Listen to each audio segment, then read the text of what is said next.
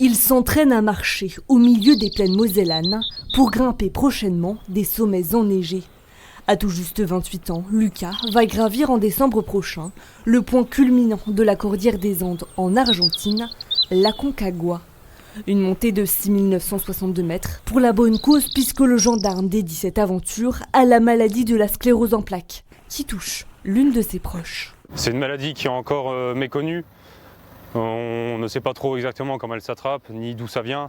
Donc si la récolte de fonds que je fais peut servir à financer la recherche et améliorer la qualité de vie des malades, ce sera déjà une belle victoire, en plus de la victoire du sommet. Depuis plus de 3 ans, le sportif escalade des sommets, des Alpes suisses au Kilimandjaro en Afrique en janvier dernier.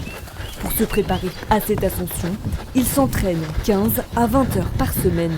On essaye de courir en terrain varié, donc ça peut être de la course à pied sur route classique ou course à pied en nature type trail avec du dénivelé pour essayer de reproduire ce qu'on peut trouver en montagne. Escalade parce que c'est un excellent sport en étroit lien avec la montagne.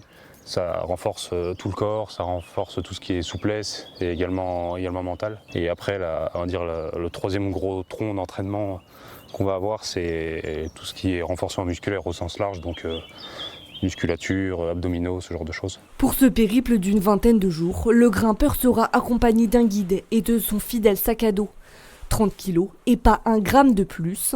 Des gants aux lunettes. Très important en montagne, c'est les lunettes de glacier avec un indice UV assez élevé pour protéger les yeux. En passant par le duvet, rien n'a été choisi au hasard. Il faut mettre le paquet, notamment au niveau du sac de couchage. Je vais emmener un sac qui supporte des températures allant jusqu'à moins 30, moins 40. Parce que voilà, la grosse difficulté de la Concagua, c'est le froid, et notamment la nuit. Si on a froid la nuit, ça peut vite devenir compliqué, voire pire. En attendant de s'élancer à l'assaut du colosse des Amériques, l'athlète s'entraînera cet été, sac à dos sur les épaules, dans les Alpes.